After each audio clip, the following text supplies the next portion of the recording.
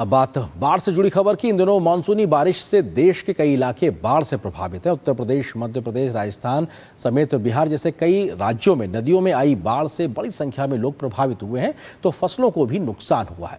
उत्तर प्रदेश में 1 दर्जन से ज्यादा जिले बाढ़ से प्रभावित हैं, जहां राज्य सरकार और राहत एजेंसियों के द्वारा बड़े स्तर पर राहत और बचाव अभियान चलाया जा रहा है। इस बीच मौसम विभाग ने पहाड़ी राज्यों से लेकर मैदानी राज्यों में अगले कुछ दिनों में भारी बारिश का अलर्ट भी जारी किया है। देश के अलग अलग इलाकों में हो रही मानसून की बारिश ने परेशानी खड़ी कर दी है। भारी बारिश से कई जगहों पर बाढ़ के हालात पैदा हो गए हैं, तो भारी बारिश से हुए भूस्खलनों के कारण रास्ते भी बंद हैं। लोगों की मदद के लिए एसडीआरएफ, एनडीआरएफ और स्थानीय प्रशासन जुटा हुआ है।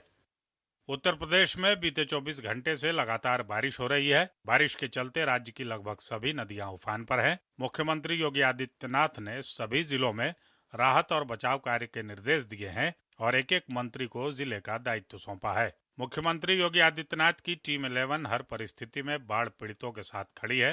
प्रयागराज में गंगा और यमुना नदी उफान पर है, जिससे रिहायशी इलाकों में लोगों के घरों में नदी का पानी घुस गया है। एसडीआरएफ द्वारा लगातार रेस्क्यू किया जा रहा है। राज्य के मंत्री राकेश सचान ने भोगनीपुर के बाढ़ प्रभावित क्षेत्रों का दौरा कर बाढ़ पीड़ित परिवारों को राहत सामग्री वितरित की।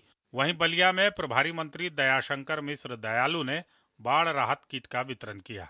वाराणसी में गंगा नदी का जलस्तर बढ़ने से तटीय इलाकों में बाढ़ जैसे हालात बने हुए हैं। राहत और बचाव कार्य के लिए एनडीआरएफ द्वारा रेस्क्यू ऑपरेशन चलाया जा रहा है। वाराणसी में उत्तर प्रदेश सरकार में मंत्री सुरेश कुमार खन्ना और अनिल राजभर ने प्रभावित इलाकों में मुख्यमंत्री बाढ़ राहत किट का वितरण किया। एनडीआरएफ बलिया, प्रयागराज और वाराणसी में ऑपरेशन चला रही है। वाराणसी में अब तक 150 से अधिक लोगों को सुरक्षित रेस्क्यू किया गया है।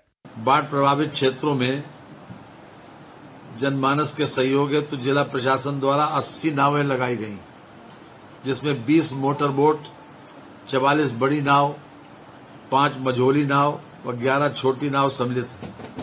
उक्त के अतिरिक्त एनडीआरएफ की 5 टीम 19 मोटर बोट के साथ तैनात है। एनडीआरएफ का पूरे उत्तर प्रदेश में जो है डिप्लॉयमेंट है।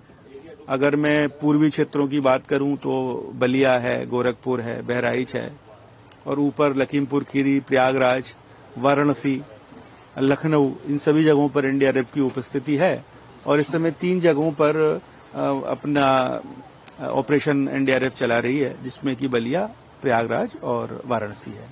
मध्य प्रदेश में भी भारी बारिश से कई इलाकों में बाढ़ जैसे हालात पैदा हो गए हैं। अत्यधिक वर्षा के कारण गुना संसदीय क्षेत्र के अंतर्गत आने वाले गुना, अशोकनगर और शिवपुरी जिले गंभीर रूप से प्रभावित हुए हैं। केंद्रीय मंत्री ज्योतिरादित्य सिंधिया और मध्य प्रदेश के मुख्यमंत्री डॉक्टर मोहन यादव ने शिवपुरी और गुना जिले के बाढ़ प्रभावित क्षेत्रों का दौरा किया और राहत कार्यों में तेजी लाने के निर्देश दिए। ज्योतिरादित्य सिंधिया ने कहा कि राहत और बचाव कार्यों के जिलों में एसडीआरएफ की पूरी फोर्स तैनात की गई है। ज्योतिरादित्य सिंधिया ने कहा कि राहत और बचाव कार्यों के लिए जिलों में एसडीआरएफ की पूरी फोर्स तैनात की गई है।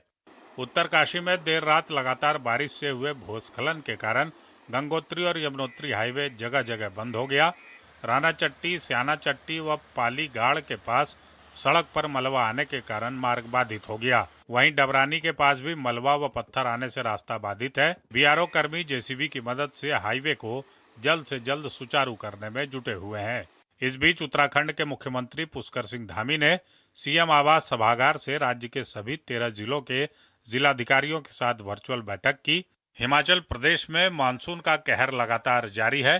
पिछले 24 घंटों में पहाड़ी राज्य के लगभग सभी जिलों में भारी बारिश हुई है।